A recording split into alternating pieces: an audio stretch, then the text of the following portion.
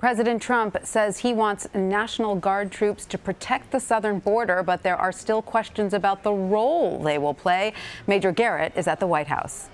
We do hope that the deployment begins immediately. The administration scrambled today to catch up with President Trump's surprise announcement he wants the military on the southern border. The White House is asking states to send National Guard troops to assist with surveillance and administrative duties, not apprehensions. But Homeland Security Secretary Kirstjen Nielsen could not describe the size of the force, the estimated cost, or the duration. I don't want to get ahead of the governors. This is a partnership with them, but as soon as the numbers are available, we'll provide them. President Obama sent 1,200 National Guard troops to the border in 2010.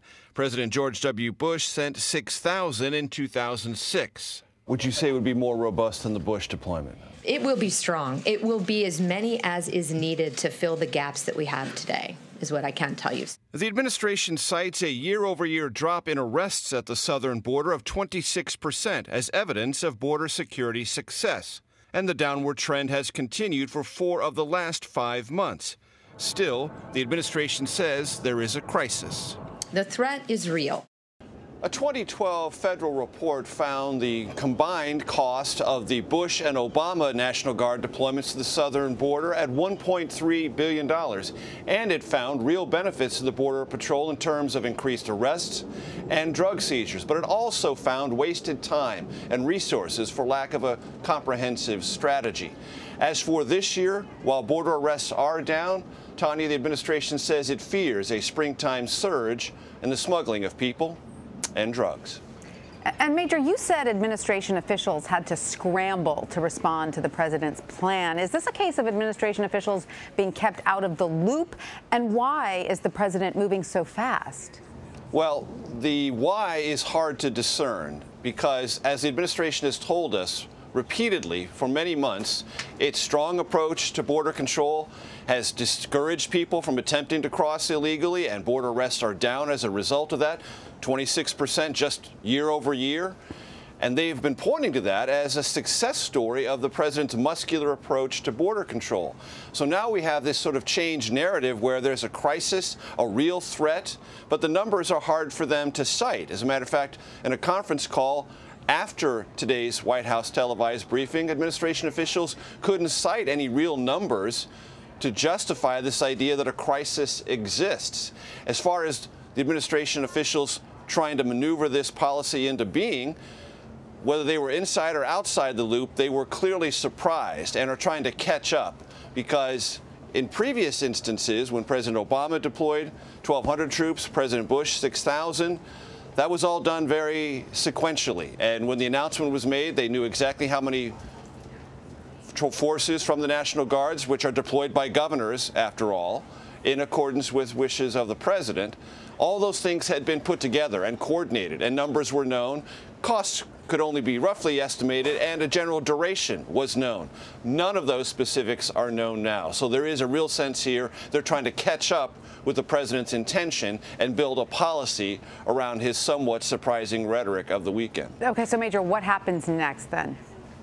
What happens is what's going on right now. The administration is dialing up governors, New Mexico, Arizona, California, Texas probably, maybe others, but those 4 for sure, and asking, what are your resources? Can you deploy them? How rapidly can you deploy them? And here are the roles we would like you to fulfill. And as the piece indicated, this is not brand new. It was done during the Bush administration, the Obama administration. The states are somewhat familiar with these tasks, but it all depends on resources available and the governor's willingness to do it. Now, if governors resist, there is authority under federal law for the president to countermand that and order it directly. But all those things still need to be worked out. So those conversations, and you might actually call them negotiations, are going on. And when they are concluded or have reached some finality, then we'll have announcements from states, maybe in cooperation or coordination with the White House, about who's going where and possibly for how long. Or maybe in defiance as well. That's another possibility. Certainly in the case of California, I'm not sure Governor Jerry Brown will be of a mind to fall in line with this request from the president. But even if he doesn't, the president does have authority to do it. Sure. Now, the president is also urging Congress to act after the last round of legislation on immigration failed. So what exactly would the White House like to see from Congress now? Well, the emphasis today was entirely on changing the existing laws dealing with catch and release, which is a kind of a phrase the administration uses to describe the process by which people who cross illegally without documentation are held, or those who are found to be in the country without proper documentation are detained, and then they have to come back for a later hearing. Well, oftentimes they can't be detained for an extended period of time, then they're released. What the administration wants Congress to do is tighten up the timelines for that. So people who are apprehended are held until they're given a deportation order and then fully deported, to make that a more seamless and actually direct federal process. Apprehended, adjudicated, deported. What often happens now, there's apprehension, you're held for a brief period of time, then by law you have to be released. You're asked to come back for your hearing, but many times that doesn't happen, and therefore the deportation part never occurs. The administration wants Congress to focus on that. And one administration official told us, again on this conference call after today's televised briefing, well, you just wait and see. Border security is going to be a big part of the political conversation in a couple of months, signaling this White House is going to try to drive that issue during the midterm elections, and is hopeful Republicans will be nervous about that and jump into action. But when it comes to jumping into action on immigration reform, Congress and this White House and previous ones have found it hard to accomplish. All right, Major Garrett at the White House, thank you. Sure.